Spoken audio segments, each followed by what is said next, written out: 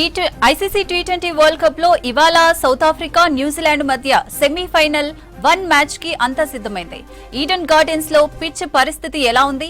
Toss గెలిచిన team batting ఎంచుకుంటుందా, bowling ఎంచుకుంటుందా?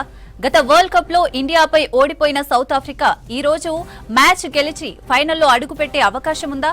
ఇలాంటి విషయాలపై క్రికెట్ అనలిస్ట్ సుధీర్ తో కలిసి అనిల్ మరిన్ని వివరాలు అందిస్తారు.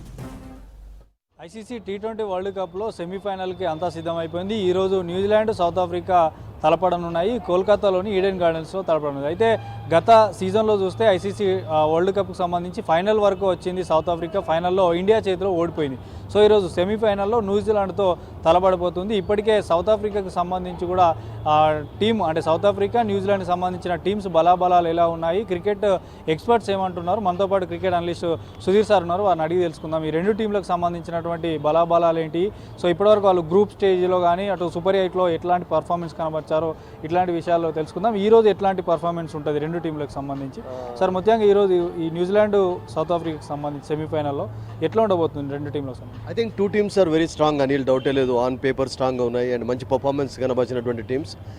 కొంచెం సౌత్ ఆఫ్రికాకి ఏడ్జ్ ఎక్కువగా కనబడుతుంది, ఎందుకంటే ఈ టోర్నమెంట్లో వాళ్ళు అన్డిఫీటెడ్గా ఉన్నారు.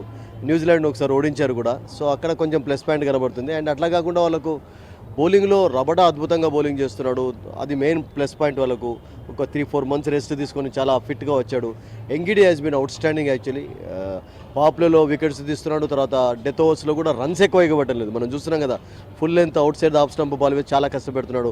యాసన్ విషయం ఎంత చెప్పా తక్కువనే. మనందరం చూసాం హైదరాబాద్లో కూడా ఆడుతున్నప్పుడు సన్ రైజర్స్కి ఎంత అద్భుతంగా ఆడేవాడు. సో అలా వాళ్ళకు మహారాజ్ ఉన్నాడు, తర్వాత బౌష్ ఉన్నాడు కావాలిస్తే.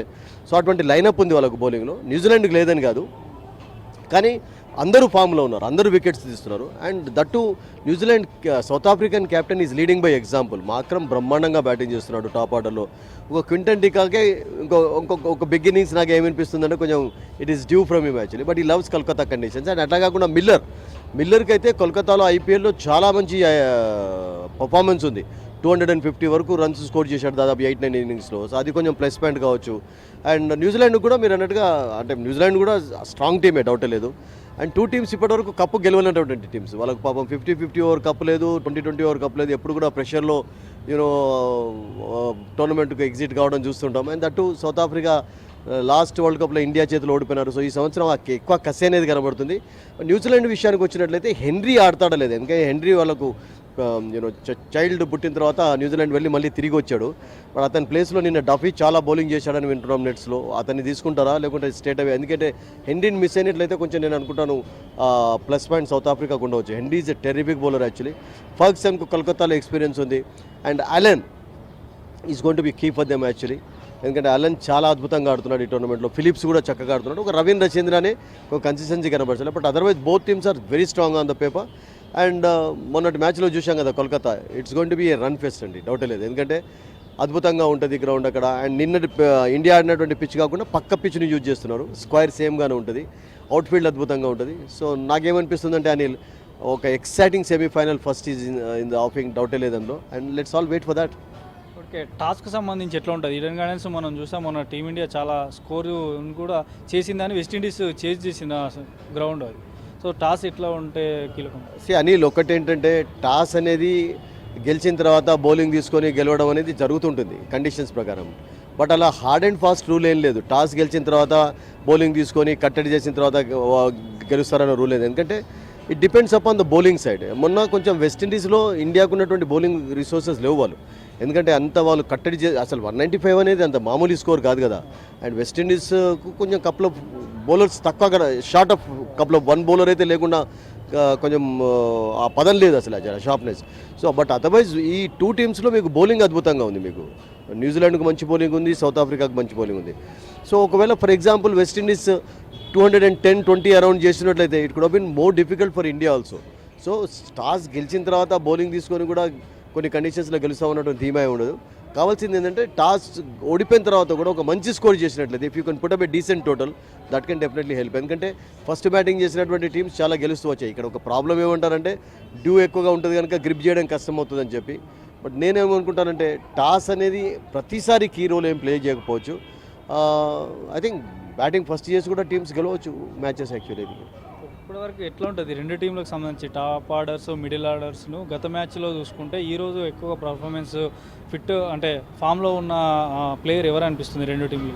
I think Allen is going to be key for them actually. Seifert is going to be key for them. Phillips is going to be key for them. Rachin Ravindra ఒక మంచి రోల్ ప్లే చేయాలి top ఆర్డర్లో. Otherwise వాళ్ళకు lower order వరకు వాళ్ళకు Chapman చక్కగా ఆడుతున్నాడు. Santner వరకు వాళ్ళకు కూడా బలం ఉంది. మిచెల్ ఉన్నాడు వాళ్ళకు. బట్ సేమ్ అట్లాగే మీరు సౌత్ ఆఫ్రికా తీసుకున్నట్లయితే స్టబ్స్ రోల్ చాలా కీలకంగా మారుతుంది. ఎలానైతే జాక్స్ ఇంగ్లాండ్కి ఆడుతున్నాడో 6th 7th డౌన్లో వచ్చి స్టబ్స్ అటువంటి రోల్ ప్లే చేస్తున్నాడు. Miller and Stubbs have been fantastic actually. Top order కొంచెం కొలాప్స్ అయినప్పుడు కూడా సౌత్ ఆఫ్రికాలో గెలిపిస్తూ వచ్చారు. So 2 teams on paper definitely కొంచెం మొగ్గు కొంచెం సౌత్ ఆఫ్రికా వైపు కనబడుతుంది నాకు అనిల్. ఎందుకంటే బౌలింగ్లో బ్యాటింగ్లో అండ్ దట్టు అందరూ కూడా ఫామ్లో ఉన్నారు. Everybody is contributing. అక్కడ కొంచెం న్యూజిలాండ్లో ఆ కన్సిస్టెన్సీ అనేది మిస్ అవుతూ వచ్చింది. ఎందుకంటే వాళ్ళు ఒక మ్యాచ్ ఓడిపోయినారు. బిట్ ఆఫ్ స్ట్రగుల్ కూడా చూసాం. అండ్ అన్ఫార్చునేట్లీ ఏంటంటే they had to travel to Sri Lanka. అక్కడి నుంచి ఇక్కడికి రావాల్సి వచ్చింది. సౌత్ ఆఫ్రికాకు ఒక లక్కీ థింగ్ ఏంటంటే వాళ్ళు అహ్మదాబాద్లో ఎక్కువ మ్యాచెస్ ఆడారు. కోల్కతాలో అంటే ఈరోజు ఫస్ట్ టైం ఆడబోతున్నారు ఈ టోర్నమెంట్లో. బట్ వాళ్ళు ఎక్కువగా మూవ్ కాకుండా ఒకే ప్లేస్లో ఉండి ఇండియాలోనే ఆడారు కనుక ఆ రెస్ట్ కూడా వాళ్ళకు ఉపయోగపడవచ్చు. అండ్ మరొకటి ఏంటంటే Anil don't forget that New Zealand world cup కంటే ముందు అగెనిస్ట్ ఇండియా ఆడారు 5 T20 మ్యాచెస్. సౌత్ ఆఫ్రికా కూడా టెస్ట్ సిరీస్ గెలిచారు. వాళ్ళు కూడా 1 T20s ఆడారు, తర్వాత 1 డే మ్యాచెస్ ఆడారు. సో ఈ 2 టీమ్స్ దాదాపుగా ఒక 4-5 months నుంచి దాదాపుగా ఇక్కడనే ఎక్కువ టైం గడిపారు కనుక కండిషన్స్కి అలవాటు పడి ఉన్నారు. అండ్ సబ్ కాంటినెంట్ వికెట్స్ వాళ్ళకి ఏం కొత్త కాదు. దుబాయ్లో ఎక్కువగా మ్యాచెస్ ఆడుతున్నారు. తర్వాత ఐపీఎల్లో చాలామంది ఆడుతుంటారు కనుక కండిషన్స్ ఏం కొత్త కాదు. సో బిట్ ఆఫ్ ఎడ్జ్ అనేది నాకు ఏమనిపిస్తుంది అంటే సౌత్ ఆఫ్రికాకు ఉండొచ్చు అని అనిపిస్తుంది. Bit that's it. Journalist Mandeep Anil V6 నుంచి హైదరాబాద్.